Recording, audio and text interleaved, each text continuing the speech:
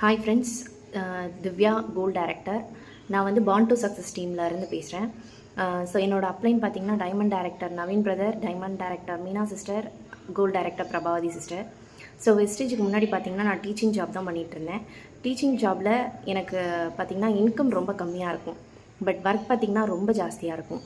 So அதே ஸ்கூல்லே படித்து அதே ஸ்கூல்லே டீச்சராக ஆனதுனால எனக்கு டீச் பண்ண டீச்சர்ஸ் எது சொன்னாலுமே அந்த ஒர்க்கை நான் பண்ணி தான் ஆகணும். ஸோ அதே மாதிரி பார்த்திங்கன்னா சண்டேஸ்லேயும் எனக்கு வந்து ஒர்க் இருக்கும். ஸ்பெஷல் கிளாஸ் பண்ணிவிட்டு நான் மார்னிங் போயிட்டு 3:30க்கு மேலே தான் வருவேன். ஸோ அதனால் எனக்கு ரொட்டீனாகவே ஒர்க் ஜாஸ்தியாக இருக்கும். பட் இன்கம் பார்த்திங்கன்னா எனக்கு 15,000 to 18,000 தான் அரௌண்ட் வரும். ஸோ இதிலே நான் லீவ்ஸ் எல்லாம் எதுவுமே எடுக்க முடியாது. எனக்கு பிடிச்ச மாதிரி ஒரு ஃபங்க்ஷன் கூட போக முடியாது. பயங்கர கால் வலி இருக்கும். காலையிலேருந்து ஈவினிங் வரைக்குமே நான் நின்றுட்டு தான் இருக்கணும். சண்டேஸில் அந்த 3:30க்கு மேலே தான் வந்து பார்த்திங்கன்னா எனக்கு ஃப்ரீயே கிடைக்கும். ஸோ அப்புறம் தான் நான் வந்து சோஷியல் மீடியா சைட் மூலியமாக வெஸ்டீஜை சூஸ் பண்ணி ஐடி போட்டதுமேவெல்லாம் எடுத்து பண்ணலை. சரி, ஓகே, நோ இன்வெஸ்ட்மெண்ட் சொல்கிறாங்களே, என்ன இருக்குது அப்படின்றத பார்ப்போன்னிட்டு தான் நான் வெஸ்டீஜ்குள்ளே ஜாயின் பண்ணேன். ஸோ ஜாயின் பண்ணி எனக்கு பிரபா சிஸ்டர் கோல் டைரக்டர் தான் வந்து ஐடி போட்டு கொடுத்தாங்க.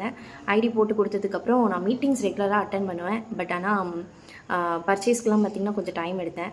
ஆனால் நான் கன்சிஸ்டன்சியில் 26th March 22 ஜாயின் பண்ணேன். 26th வந்து நான் பர்ச்சேஸ் கம்ப்ளீட் பண்ணிவிட்டு மீட்டிங்ஸ் ரெகுலராக பார்ப்பேன். அதுக்கப்புறமா டீம்ஸ் எல்லாம் எப்படி டெவலப் பண்ணணுன்றதை பற்றி எல்லாமே எனக்கு சொல்லி கொடுத்தாங்க. ஸோ அதுக்கப்புறம் பார்த்திங்கன்னா ஜூலையில் நான் ப்ரான்ஸ் அச்சீவ் பண்ணேன்.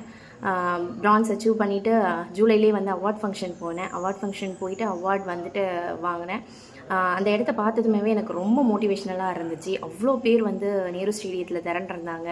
Police protect பண்ணியிருந்தது.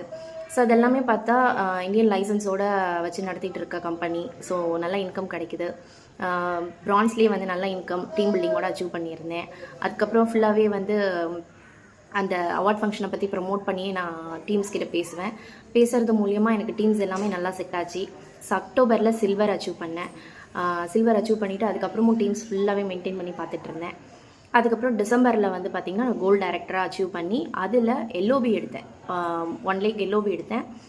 ப்ளஸ் பார்த்திங்கன்னா டீம்ஸ் எல்லாமே சூப்பராக டெவலப் பண்ணிவிட்டு அவங்களுக்கும் அதை பற்றி புரிய வச்சு எப்படி கன்சிஸ்டன்சி கொண்டு வரணும் இது எல்லாமே நான் ப்ராப்பராக சொல்லி கொடுத்து கைட் பண்ணது மூலிமா எனக்கு கீழே பார்த்திங்கன்னா நிறைய டேரக்டர்ஸ் உருவாக்கி விட்டுருக்கேன். அவங்க இன்கம் எடுக்கிறாங்க.